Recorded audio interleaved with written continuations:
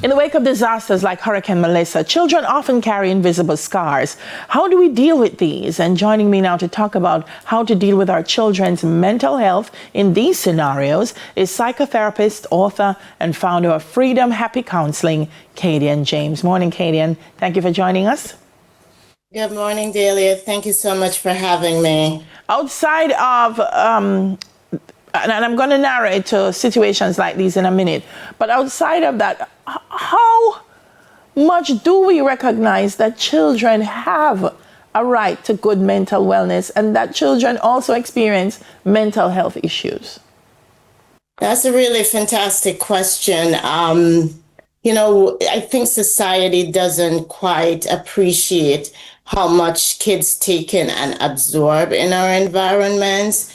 And so we gloss over that they're human beings just like we are. As adults, we feel, over 200 feelings. So there are over 200 ways that we can express our emotions. But we kind of minimize that our kids go through things as well. In Jamaica, I know, for example, we'd say, what you have to stress about. But kids do experience stress. There's nature and there's nurture. Some kids are physiologically born to be nature-wise just a little bit more anxious. And as a psychotherapist and a mom of 3, I actually have one child. As soon as she was born, I could tell that she was going to be an anxious child, right? And so just, using my clinical skills to support her was and just support her as she goes through life, and working with other families, helping them to help their kids navigate just how they absorb the world and all the things that happen in the world. It's going to look very different from people. So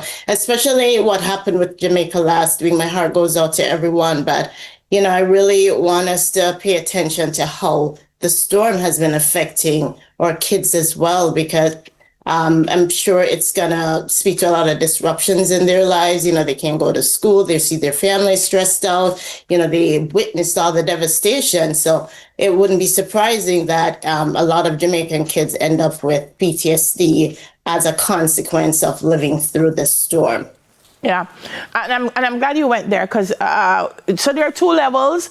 There are the things that our children will be experiencing individually in their own scenarios, but then in a situation like this where nationally there is, this kind of experience, how do we approach it with our children?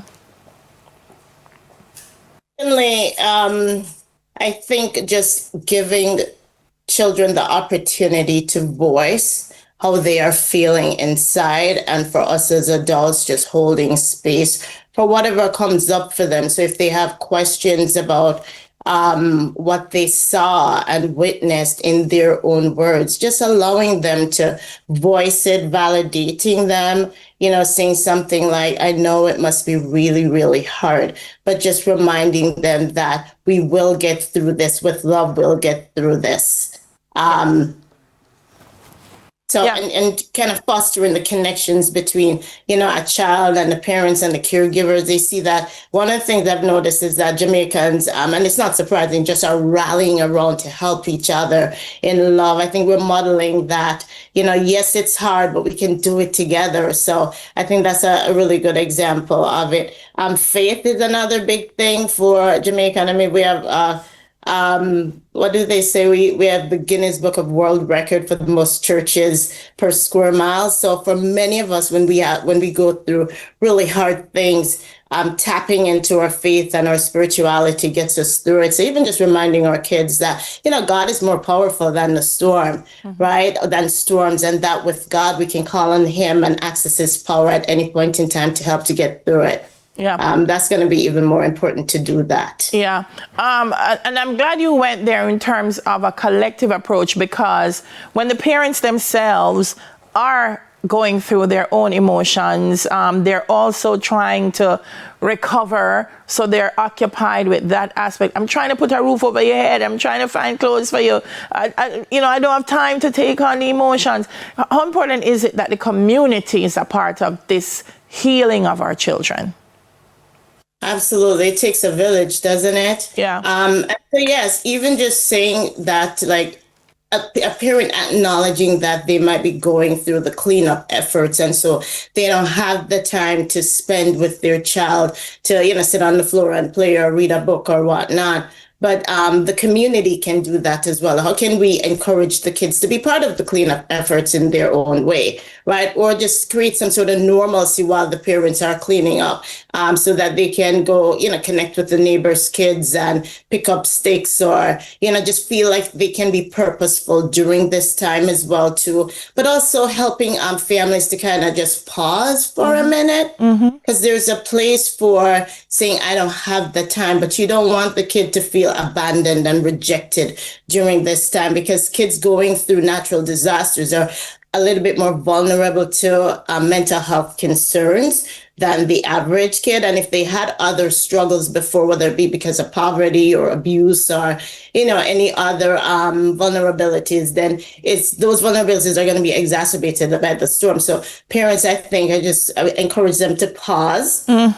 Just take 5 minutes to just spend with your kids, to just validate them, to just hear them. It's not the quantity of time that matters, but the quality of the interactions that we have with our kids. I see this beautiful picture of a child being hugged.